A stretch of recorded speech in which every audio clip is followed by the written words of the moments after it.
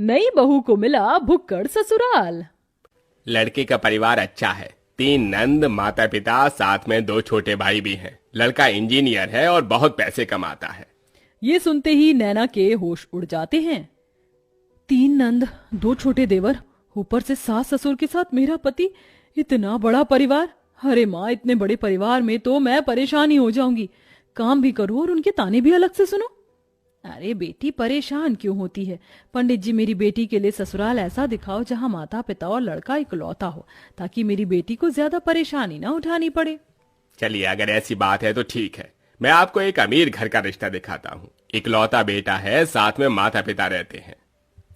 नैना जैसे ही लड़के की फोटो देखती है, उसे लड़के की तस्वीर अच्छी लगती है।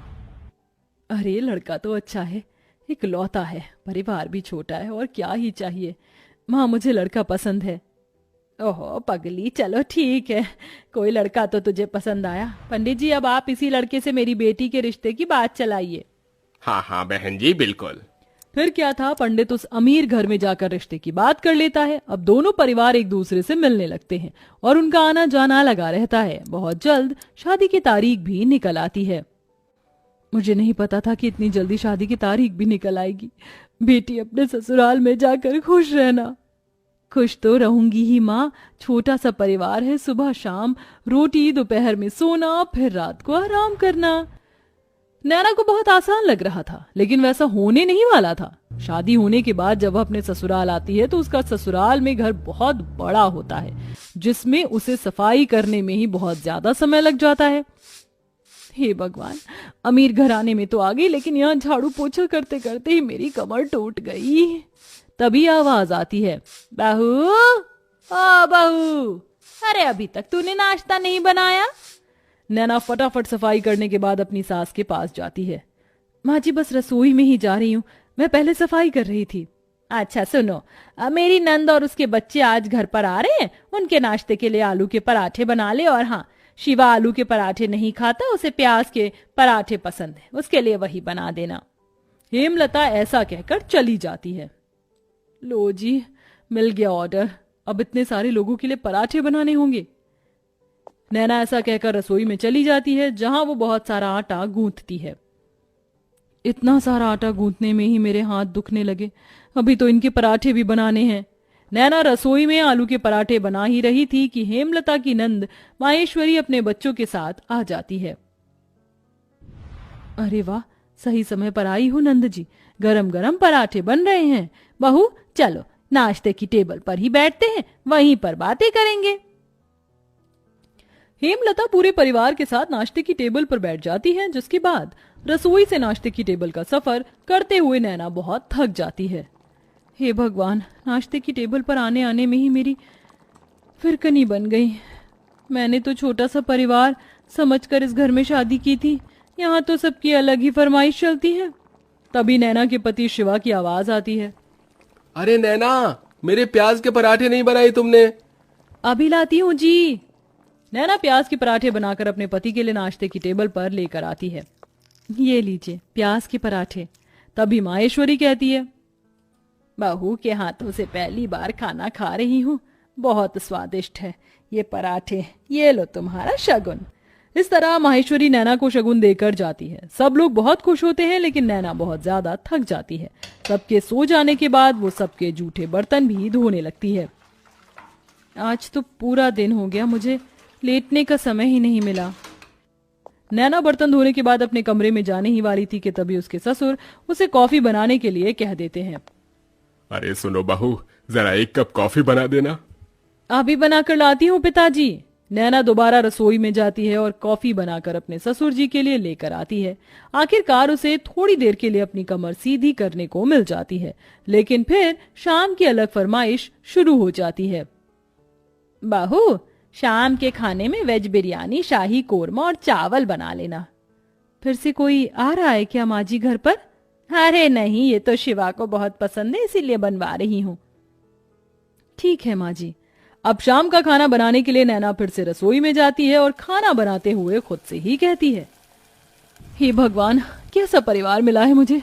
सुबह शाम मेरे ससुराल वालों को शाही पकवान ही चाहिए होते हैं, और इतने भुक्कड़ लोग हैं कि इन्हें हर थोड़ी देर में भूख लग जाती है। डिनर में इतना हैवी खाना कौन खाता है? मैं तो बेकार ही फंस गई इस घर में आकर। नैना ऐसा खुद से बोलते हुए खाना बनाती रहती है। उसे रसोई में बहुत गर्मी भी लगती है, लेकिन फिर भी वह खाना बनाती है। खाना तो बहू बहुत स्वादिष्ट लग रहा है, खुशबू से पता चल रहा है।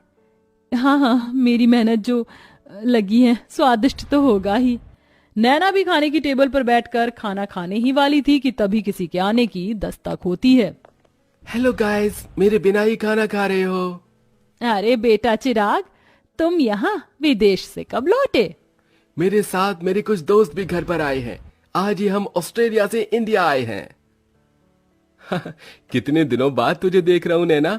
ये मेरे ताऊजी का लड़का है, विदेश पढ़ने चला गया था बचपन में। मेरा जिगरी यार यही है।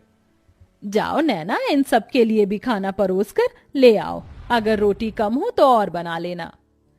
हेमलता ऐसा कहकर बेचारी नैना को फिर से रसोई में भेज देती है। नैना को खाने के साथ दोबारा से रोटियां भी बनानी पड़ती हैं और वो बहुत ज्यादा थक जाती है। सबको खाना खिलाते हुए उसी के लिए खाना नहीं बचता। ये लो, बस यही रह गया था, मेरे लिए थोड़ा भी खाना नहीं बचा। कैसे भुक्कड़ लोग हैं, एक बार भी मेरे बारे में नहीं सोचते हैं।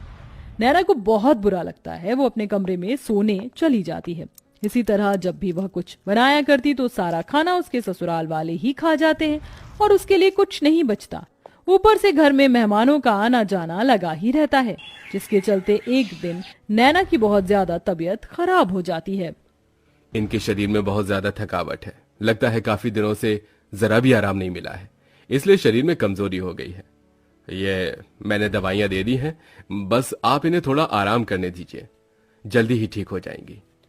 डॉक्टर की ये बात सुनने के बाद हेमलता को अपनी गलती का एहसास होता है और वह अपनी बहू के पास जाकर उससे कहती है, जब से तुम इस घर के अंदर आई हो सारे काम तुम ही देख रही हो। मैंने तो कोई काम नहीं किया है और ये भी नहीं सोचा कि तुम कितनी थक जाती होगी। मुझे माफ कर देना बहू, लेकिन आज से मैं भी तुम्हारी मदद करवाया करूंगी। माँ जी, आपको माफी मांगने की जरूरत नहीं है। मैं इस घर की बहू हूँ और घर की जिम्मेदारी समझना मेरा फर्ज है। नैना इतना कह रही थी कि तभी घर पर उसकी तबीयत के बारे में सुनते ही ताई जी, मौसी जी, बुआ जी सब आ जाती हैं उसकी देखरेख के लिए। हमारे रहते बहू को एक भी काम करने की जरूरत नहीं पड़ेगी। अरे बुआ ताई जी हैं ना, और मौसी जी भी हैं, हम सब मिलकर सारे काम कर लेंगे। इस तरह सब लोग नैना की बहुत अच्छे से देख रेख करते हैं। नैना को इससे ये समझ आता है कि रिश्तेदारों का आना जाना अच्छा होता है और सबके साथ प्यार प्रेम से रहना भी बहुत जरूरी है।